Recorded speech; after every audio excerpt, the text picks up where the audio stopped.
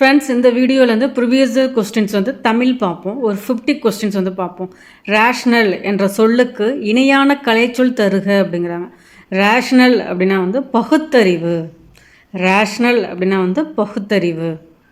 அடுத்து பாருங்கள், டிரான்ஸ்ஃபார்ம் என்ற சொல்லுக்கு இணையான தமிழ் சொல்லை தேர்வு செய்க அப்படிங்கிறாங்க. டிரான்ஸ்ஃபார்ம் அப்படின்னா வந்து உருமாற்றுதல். டிரான்ஸ்ஃபார்ம் என்ற சொல்லுக்கு இணையான தமிழ் சொல் வந்து உருமாற்றுதல். அலுவல் சார்ந்த கலைச்சொற்கள் இதில் வந்து தவறான இணையை வந்து தேர்ந்தெடுக்க அப்படிங்கிறாங்க. மார்ஃபீம்னா வந்து உருபன், ட்ரெஸரி அப்படின்னா வந்து கருவூலம், காம்பினேஷன் அப்படின்னா வந்து புணர்ச்சி. இதில் வந்து கேவ் டெம்பிள் அப்படிங்கிறது வந்து குகை கோவில் வரும், கற்கோவில் அப்படிங்கிறது தான் வந்து தவறானது. மார்ஃபின்னா உருபன், ட்ரெஸரினா கருவூலம், காம்பினேஷன் புணர்ச்சி, கேவ் டெம்பிள் அதுதான் வந்து இதில் வந்து ராங்காக வந்து இருக்குது. ஸோ வந்துன்னா ஆப்ஷன் வந்து டி தான் வந்து இதுக்கான ஆன்சர். அடுத்து பாருங்கள், நீ விளையாட வரவில்லையா என்ற வினாவிற்கு கால் வலிக்கும் என விடை கூறுவது வந்து எந்த விடை அப்படின்னு கேட்குறாங்க. ஸோ வந்து கால் வந்து வலிக்குது, அதனால வந்து இது வந்து உருவது, இப்போ தான் கால் வலிச்சிட்டு இருக்கிறதுனால இது வந்து உருவது கூறல் அப்படிங்கிறாங்க. ஸோ நமக்கு வந்து என்னென்னா விடைகள் அப்படின்னாவே வந்து 8 வகைகள் வந்து இருக்குது. சுட்டு விடை, மறை விடை, நேர் விடை, ஏவல் விடை, வினா எதிர் வினாதல் விடை, உற்றதுரைத்தல் விடை, உருவது கூறல் விடை, இனமொழி விடை அப்படின்னு வந்து மொத்தம் 8 வகை வந்து இருக்குது.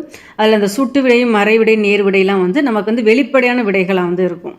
ஏவல் விடை, வினா எதிர் வினாதல் விடை, உற்றதுரைத்தல் விடை, உருவது கூறல் விடை, இனமொழி விடை இதெல்லாம் வந்துன்னா குறிப்பாக இருக்கும். ஸோ அதனால தான் இது வந்து ஒரு குறிப்பு விடைகள் அப்படின்னு வந்து சொல்லுவாங்க. நமக்கு என்ன கேள்வி, நீ விளையாட வரவில்லையா என்ற வினாவிற்கு கால் வந்து வலிக்கும் என வந்து கூறுவது வந்து என்ன, உருவது கூறல் விடை அப்படின்னு சொல்கிறாங்க. இதை ஏவல் விடை அப்படின்னு வந்து எப்படி இருக்கும் அப்படின்னா, இதை நீ செய்வியா அப்படின்னு வந்து ஒரு கேட்குறாங்க அப்படின்னா இதை நீயே செய் அப்படின்னு சொல்கிறதா வந்து ஏவல் விடையாக வந்து இருக்கும். எப்படி இருக்கும் ஏவல் விடை அப்படின்னா, நீ இதை செய்வாயா என்று வினவிய போது வந்து நீயே செய் என்று ஏவி கூறுவது தான் வந்து ஏவல் விடை. அடுத்து எனக்கு சொல்கிறாங்க, உற்றது உரைத்தல் விடைனா என்ன அப்படின்னா, நீ வந்து விளையாடவில்லையா என்ற வினாவிற்கு கால் வந்து வலிக்கிறது, இப்போ தான் வந்துன்னா அவங்களுக்கு வந்து கால் வலிச்சிட்ருக்கு, ஸோ ஏன் விளையாடலை அப்படின்னு கேட்குறதுக்கு கால் வலிக்குது அப்படிங்கிறாங்க. அதான் வந்து உற்றது உரைத்தல் விடை. உருவது கூறல் விடை அப்படின்னா வந்து இனிமேல் நான் விளையாண்டேன் அப்படின்னா கால் வலிக்கும், அதுதான் வந்து உருவது கூறல் விடை அப்படிங்கிறாங்க. நீ விளையாடவில்லையா என்ற வினாவிற்கு கால் வலிக்கும் என்று உரைப்பது வந்து உருவது கூறல் விடை. அந்த டிஃப்ரென்ஸ் வந்து பார்த்துக்குங்க, அதுதான் வந்து நமக்கு வந்து ரொம்ப முக்கியம். வினா எதிர் வினாதல் விடை அப்படின்னா வந்து என்னென்னா, என்னுடன் ஊருக்கு வருவாயா என்ற வினாவிற்கு வராமல் இருப்பேனா. ஸோ அவங்க திருப்பி ஒரு கேள்வி கேட்குறாங்க பார்த்தீங்களா, அதுதான் என்னுடன் ஊருக்கு வருவாயா என்ற வினாவிற்கு வராமல் இருப்பேனா அப்படிங்கிறது தான் வினா எதிர் வினாதல் விடை அப்படிங்கிறாங்க. ஸோ வந்துன்னா ரொம்ப வந்து முக்கியம் வந்து அந்த ஆன்சர் வந்து அவங்க எப்படி பண்ணுறாங்க. கால் வலிக்கிறது அப்படின்னா வந்து உற்றதுரைத்தல் விடை வரும். கால் வலிக்கும் அப்படின்னா வந்து உருவது கூறல் விடை வரும். வினா எதிர் வினாதல் விடை அப்படின்னா வந்து என்னுடன் ஊருக்கு வருவாயே அப்படின்னா வராமல் இருப்பேனா அப்படின்னா திருப்பி ஒரு கேள்வி மாதிரி இது பண்ணுறாங்க பார்த்தீங்கன்னா, அதனால தான் வினா எதிர் வினாதல் விடை. ஏவல் விடையானா இதை செய்வாயான்னு கேட்கறதுக்கு நீயே செய் அப்படிங்கிறது வந்து ஏவல் விடை. ஸோ அந்த டிஃப்ரென்ஸ் நல்லா பார்த்துக்குங்க. கால் வலிக்கிறதுனா உற்றது உரைத்தல், கால் வலிக்கும் அப்படின்னா வந்து உருவது கூறல் விடை. ஸோ நம்ம வந்து என்ன இதில் கண்டிப்பாக ஒரு கேள்வி இருக்குங்கிறனால டிஃப்ரென்ஸோட நல்லா பார்த்துங்க. நீ விளையாட வரவில்லையா என்ற வினாவிற்கு கால் வலிக்கும் என்று விடை கூறுவது உருவது கூறல் விடை. இந்த அடுத்து வந்து விடை தான் வச்சுருக்காங்க பாருங்கள். கடைக்கு போவாயா என்ற கேள்விற்கு போக மாட்டேன் என மறுத்து கூறுதல் வந்து மறைவிடை அப்படின்னு சொல்கிறாங்க. ஸோ நீயே போ அப்படின்னு சொன்னால் அது வந்து ஏவல் விடையாக இருக்கும். நான் போக மாட்டேன் அப்படின்னு வந்து மறுத்து சொல்கிறாங்க பார்த்தீங்களா, அது வந்து மறைவிடை. நம்ம என்ன பார்த்தோம், சுட்டு விடை, மறைவிடை, நேர்விடை ரெண்டுமே வந்து வெளிப்படை, மூணுமே வெளிப்படை விடைகளாக தான் வரும்.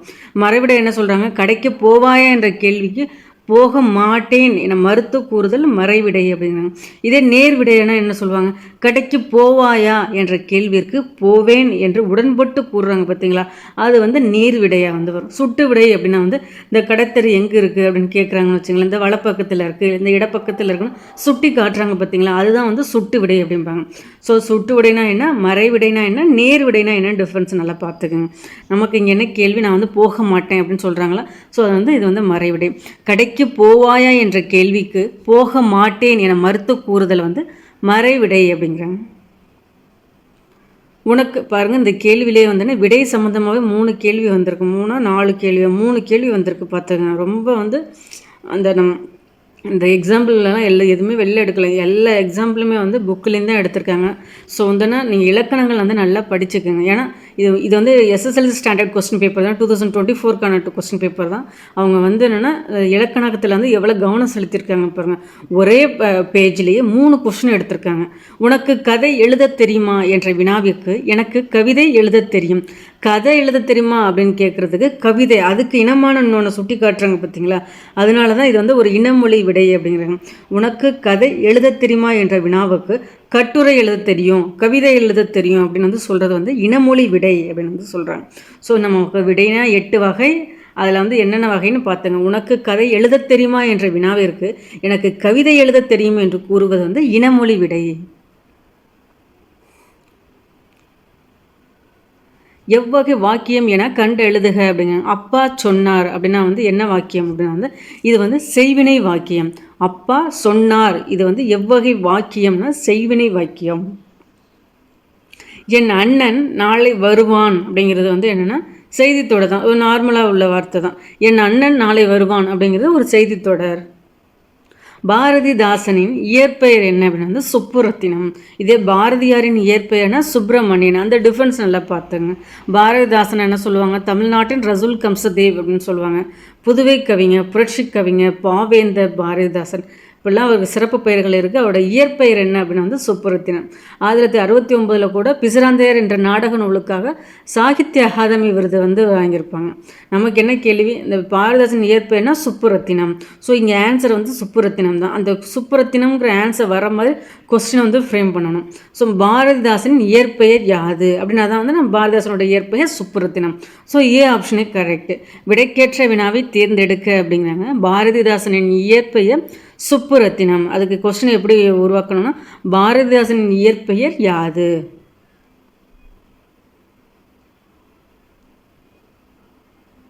அடுத்து பாருங்க, கல்வி கற்றவர்களுக்கு அந்த அவர் கற்ற கல்வியே தான் அழகு அப்படிங்கிறாங்க. ஆகையால் அழகு சேர்க்கும் பிற அணிகலன்கள் வந்து தேவையில்லை. இதுக்கு கொஸ்டின் எப்படி உருவாக்குறாங்க பாருங்க. கல்வி கற்றவருக்கு ஏன் பிற அணிகலன்கள் தேவையில்லை?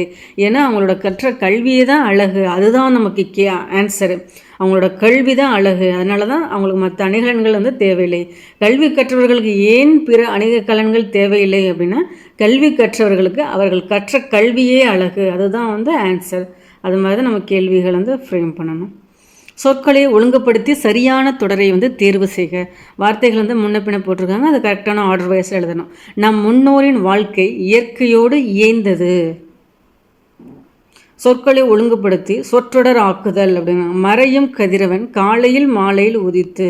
ஸோ இது எப்படி கரெக்டாக எழுதணும், கதிரவன் காலையில் உதித்து மாலையில் மறையும்.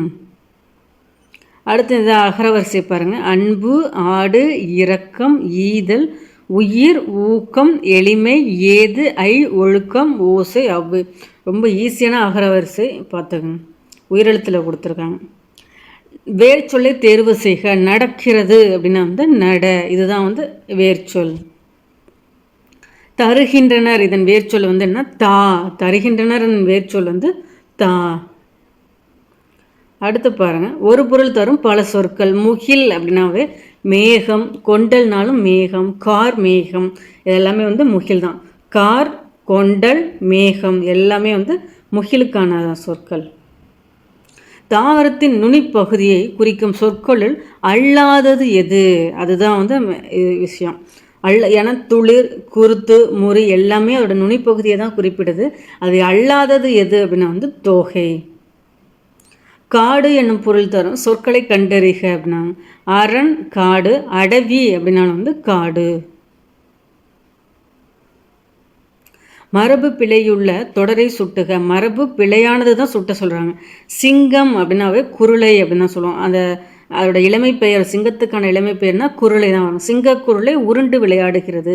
குருவி குஞ்சு பறக்க முயல்கிறது. மாங்கன்று துளிர்த்து வருகிறது எல்லாமே. கீரிங்கிறது குட்டி வராது. ஆடு குட்டி, கரடி குட்டி இதெல்லாம் வருமே தவிர கழுதை குட்டி. ஆனால் கீரிக்கு வந்து பிள்ளை தான் வரும். கீரி பிள்ளை வரப்பில் ஓடுகிறது அப்படிங்கணும். சிங்கம்னா குருளை, குருவினா குஞ்சு, மாங்கன்று, கீரி பிள்ளை. ஏன்னா இதுதான் இதோட இளமை பெயர். நமக்கு வந்து கீரி குட்டி அப்படின்னு கொடுத்துருக்கனால இதுதான் மரபு பிழையுள்ள தொடர்.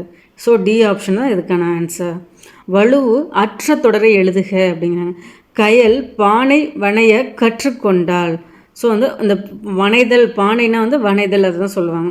கயல் பானை வனைதல், பானை வனைய கற்றுக்கொண்டாள். இதுதான் வலுவு அற்ற தொடர்.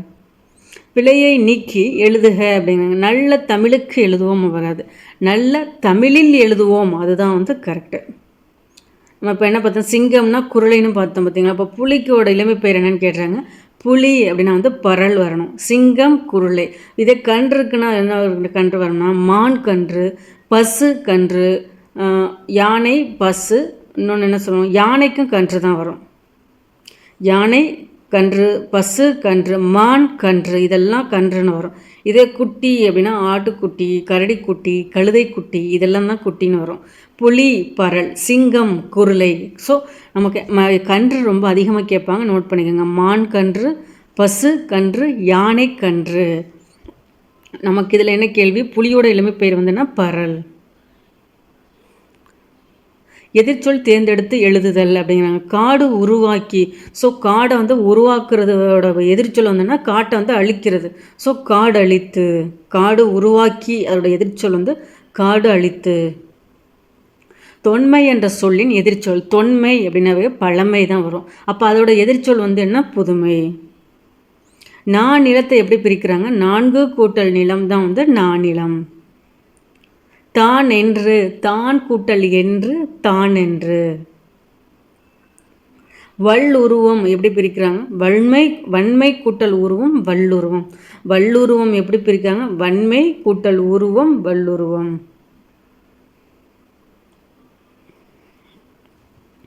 கத்தும் குயிலோசை சற்றே வந்து காதில் படவேணும், பாரதி. இது சொன்னது யாருன்னா பாரதி. ஸோ குயில் அப்படின்னா கூவும் அப்படின்னு தான் சொல்லுவாங்க. கத்தும், ஆடு தான் கத்தும் அப்படின்னு வந்து சொல்லுவாங்க. ஸோ வந்து என்ன, நம்ம வந்து குறிப்பிட்டிருந்தாலும் அது வந்து தவறாக குறிப்பிடலை. இந்த வரிகளுக்கு இது கரெக்டு, தப்பாக இருந்தாலும் இலக்கண முறை எப்படி தப்பாக இருந்தாலும் கரெக்டு அப்படின்னு ஏற்றுக்கொள்கிறது தான் வலுவமைதி அப்படின்னு வந்து சொல்லுவாங்க. ஸோ அதனால் வந்து குயில் கூவுங்கிறதான் மரபு. ஸோ இது கத்தும் அப்படிங்கிறதுனால அதோட இனிமைக்காக வந்து இது வந்து தவறு கிடையாது அப்படின்னு சொல்கிறதுனால தான் இது வந்து மரபு வலுவமைதி அப்படிங்கிறாங்க. ஸோ குயில் கூவுங்கிறது மரபு.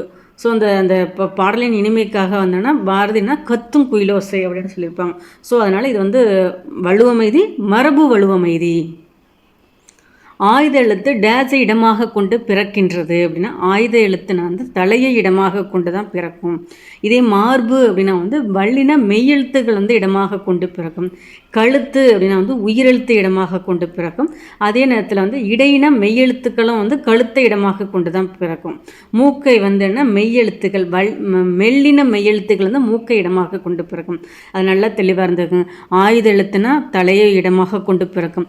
உயிர் எழுத்து அப்படிங்கையில் வந்து கழுத்தை இடமாக கொண்டு பிறக்கும். இதே வந்து மெய்யெழுத்துகளில் வந்து மெல்லின மெய்யெழுத்து அப்படின்னா வந்து மூக்கை இடமாக கொண்டு பிறக்கும். வல்லின மெய்யெழுத்து அப்படிங்கையில் வந்து மார்பை இடமாக கொண்டு பிறக்கும். இடையின மெய்யெழுத்துக்கள் வந்து என்னன்னா கழுத்தை இடமாக கொண்டு பிறக்கும். அது நல்ல தெளிவாக இருந்ததுங்க. முக்கியமாக உயிரெழுத்து கழுத்து, ஆயுத எழுத்துனா தலை இடமாக கொண்டு பிறக்கும். கலைச்சொல் அறிதல். கான்சனன்ட் அப்படின்னா வந்து மெய் எழுத்து தான் வந்து கான்சனன்ட் அப்படிம்பாங்க. இதே வவல் அப்படின்னா வந்து உயிரெழுத்து தான் வந்து கான்சனன்ட். வவல்னா உயிரெழுத்து, கான்சனன்ட்னா மெய் எழுத்து. பயோடைவர்சிட்டி அப்படின்னா வந்து பல்லுயிர் மண்டலம். இந்த கலைச்சொல்லின் சரியான தமிழ்ச்சொல்லை தேர்வு செய்க. பயோடைவர்சிட்டி அப்படின்னா வந்து பல்லுயிர் மண்டலம். அடுத்து பாருங்க, கல் கால். இதுக்கு கரெக்டான அந்த தொடர் எதுன்னு கேட்குறாங்க. கல் விழுந்து காலில் காயமானது, அதுதான் கரெக்டு. அடுத்ததெல்லாம் நீங்கள் ரீட் பண்ணீங்க அப்படின்னாவே கண்டுபிடிக்கலாம். ஃபர்ஸ்ட் ஒன் மட்டும்தான் கரெக்டு. கல் விழுந்து காலில் காயமானது. மாலை, இதோட பொருள் இது தார் அப்படின்னாலும் மாலை தான் சொல்லுவாங்க. மாலை பொழுது இருக்குது பார்த்தீங்களா, அதுக்கும் வந்துன்னா அப்படி தான் சொல்லுவாங்க. மாலை அதுக்கு வந்து என்ன சொல்லுவாங்கன்னா பொழுது, தார். கொடுக்கப்பட்டுள்ள சொற்களுக்கு இருபொருள் தருக. தானம் அப்படின்னா கொடை, ஈகை அப்படின்னாலும் கொடை, தானம், இதுதான் சொல்லுவாங்க. ஸோ தானம் அப்படின்னா கொடை, ஈகை. இருபொருள் தரும் இணையை தேர்ந்தெடு. அரண் அப்படின்னா வந்து பாதுகாப்பு. அரண் அப்படின்னா வந்து பாதுகாப்பு, கோட்டை, இது எல்லாமே வந்து அரண். ஒருமை பன்மை பிழை அற்ற தொடரை வந்து தேர்வு செய்க அப்படிங்கிறாங்க. முருகன் அவர்கள் அருகில் சென்றான். ஸோ ஒருமை, முருகன்கிறவன் ஒருத்தன் அப்படின்னால சென்றான். முருகன் அவர்கள் அருகில் சென்றான். இதே வந்துன்னா பண்மையில் ஆரம்பித்தாதான் சென்றார்கள், சென்றார்கள், சென்றனர் இதெல்லாம் வரும். ஸோ முருகன்கிறது ஒரு ஆளுங்கிறதுனால முடிகிறதும் சென்றான் ஒருமையிலேயே முடிஞ்சிருக்கு. முருகன் அவர்கள் அருகில் சென்றான். பிழையற்ற ஒருமை தொடர் எது அப்படிங்கிறாங்க. நான் அல்லேன், அதுதான் கரெக்டு. இதே நாம்னா அல்லோம், நான் அல்லேன், நீ அல்லை, நீவீர் அல்லீர், அதுதான் வந்து கரெக்டு. நீர் அல்லீர், அதுதான் வந்து கரெக்டு. நீ அப்படிங்கிறதுலேருந்து அல்லை அப்படின்னு வரணும். ஸோ வந்து இதில் கரெக்டான ஆன்சர் வந்து என்ன, நான் அல்லேன். நாம்னா அல்லோம், நான் அல்லேன், நீ அல்லை, நீர் அல்லீர் அப்படின்னு வரணும். ஸோ நீவீர் அப்படி வராது. நமக்கு வந்து என்ன கரெக்டான ஆன்சர் இருந்துன்னா நான் அல்லேன், அதுதான் வந்து என்ன கரெக்டு. அடுத்து பொருள்கள் வந்து பொறுத்துக. கொங்கு அப்படின்னா வந்து மகரந்தம். இது வந்து ஒரு ரிப்பீட்டட் கேள்வி, பொறுத்துகையிலேயே பார்த்துக்குங்க. ஏன்னா திருப்பி இதே தான் கேட்குறாங்க. கொங்கு அப்படின்னா வந்து மகரந்தம், அலர் மலர்தல், திகிரி ஆணை சக்கரம், மேரு இமயமலை. கொங்கு அப்படின்னா வந்து மகரந்தம், அலர் மலர்தல், திகிரி ஆணை சக்கரம், மேரு இமயமலை. அடுத்து பாருங்கள், சரியானது ஒரு ஓர் அப்படின்னு. ஃபஸ்ட் இந்த லெசன் இது வந்து இந்த கொஸ்டின்ஸ் போகிறதுக்கு முன்னாடி உயிரெழுத்துக்கு முன்னாடி ஓர் வரணும், உயிர்மை எழுத்துக்கு முன்னாடி ஒரு வரணும். ஒரு வண்ணத்து பூச்சியின் சிறகசைப்பு உலகில் எங்கோ ஓர் எதிர் விளைவை ஏற்படுத்தும் என்று அறிவியல் கூறுகிறது அப்படிங்கிறாங்க. வண்ணத்து பூச்சின்னா இவ்வு குட்டல் தான் வா. ஸோ உயிர் மெய் அப்படிங்கிற ஒரு வரணும். எதிர் விளைவை ஏங்கிறது வந்து ஒரு உயிரெழுத்து, உயிரெழுத்துக்கு முன்னாடி ஓர் அதுதான் வரணும். உயிர்மெய் எழுத்துக்கு முன்னாடி ஒரு வரணும், உயிரெழுத்துக்கு முன்னாடி ஓர் வரணும். தேவர் அணையர் கயவர் அவரும் தாம் மேவன செய்தொழுகலான். இது வந்துன்னா குறள் அப்படியே கேட்டிருக்காங்க. தேவர் அணையர் கயவர் அவரும் தான் மேவன செய்தொழுகலான். சரியான தொடரை தேர்ந்தெடுத்து எழுதுக. இந்தியாவின் அதான் வார்த்தைகள் வந்து முன்ன பின்ன கொடுத்துருக்காங்க, அதை கரெக்டான ஆர்டரில் எழுதணும். இந்தியாவின் பறவை மனிதர் டாக்டர் சலீம் அலி. ஸோ இது வந்து கேள்வியாகவும் நீங்கள் படிச்சுக்கலாம். பறவை மனிதர் யார் அப்படின்னு இந்தியாவுக்கு டாக்டர் சலீம் அலி. இதை கரெக்டாக ரீட் பண்ணுங்க. இந்தியாவின் பறவை மனிதர் டாக்டர் சலீம் அலி. நண்பா படி, இது வந்து எவ்வகை தொடர் அப்படிங்கிறாங்க. நண்பா படி அப்படிங்கிறது வந்து ஒரு விழித்தொடர். நண்பா படி இது எவ்வகை தொடர்னா விழித்தொடர். மதிப்பு கூட்டுதல் என்றால் என்ன? மதிப்பு கூட்டுதல் என்றால் என்ன? கேள்வி அந்த டேஷுங்கிற இடத்துல கரெக்டானதை வந்து நம்ம போட சொல்கிறாங்க. வினாச்சொல் மதிப்பு கூட்டுதல் என்றால் என்ன? பெயர் சொல் அப்படின்னா வந்து எத்தனை வகைப்படும் அப்படிங்கிறாங்க. பெயர் சொல் எத்தனை வகைப்படும்? அறநெறி சாரம் என்பதன் பொருள் என்ன? அறநெறி சாரம் என்பதன் பொருள் என்ன? சரியான தொடரை தேர்ந்தெடுத்து எழுதுக. தமிழரசி வள்ளுவரை ஓவியமாக வரைவாள் அப்படிங்கிறது எதிர்காலமாக இருக்கணும். தமிழரசி வள்ளுவரை ஓவியமாக வரைகின்றாள் அப்படின்னா வந்து நிகழ்காலம். தமிழரசி வள்ளுவரை ஓவியமாக வரைந்தாள். ஸோ அந்த செயல் முடிஞ்சிருச்சு, அதனால் வந்து அது இறந்த காலம் கரெக்டு. தமிழரசி வள்ளுவரை ஓவியமாக வரைந்து முடித்தாள். ஸோ அதுவும் இறந்த காலம்தான், ஆனால் நிகழ்காலம் கொடுத்துருக்காங்க. ஸோ கரெக்டான ஆப்ஷன் வந்து என்னென்னா சி தான். தமிழரசி வள்ளுவரை ஓவியமாக வரைந்தாள், இறந்த காலம். நமக்கு வந்து குரூப் 4 வந்து இந்த மாதிரியான கேள்விகள் தான் வந்து இடம்பெறும்.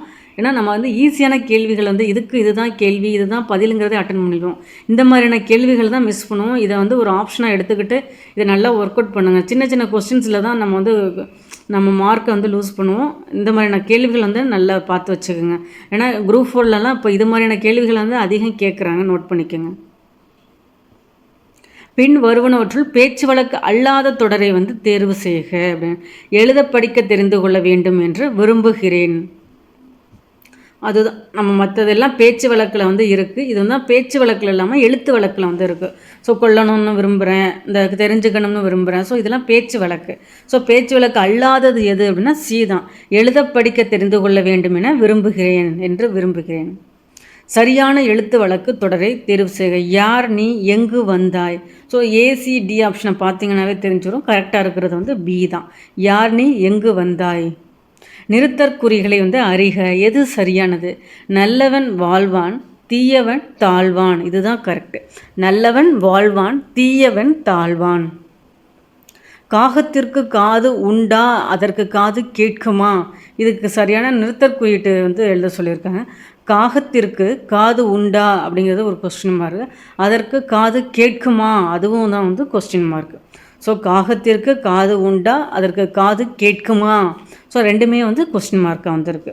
ஓகே ஃப்ரெண்ட்ஸ், இதில் வந்து ஒரு 50 கொஸ்டின்ஸ் வந்து பார்த்துருக்கோம். கண்டிப்பாக வந்து யூஸ்ஃபுல்லாக தான் வந்துருக்கும். உங்களுக்கு பிடிச்சிருந்தால் லைக் பண்ணுங்கள், உங்கள் ஃப்ரெண்ட்ஸுங்களுக்கு ஷேர் பண்ணுங்கள். சேனலை சப்ஸ்கிரைப் பண்ணனாலும் சப்ஸ்கிரைப் பண்ணுங்கள். தேங்க்யூ.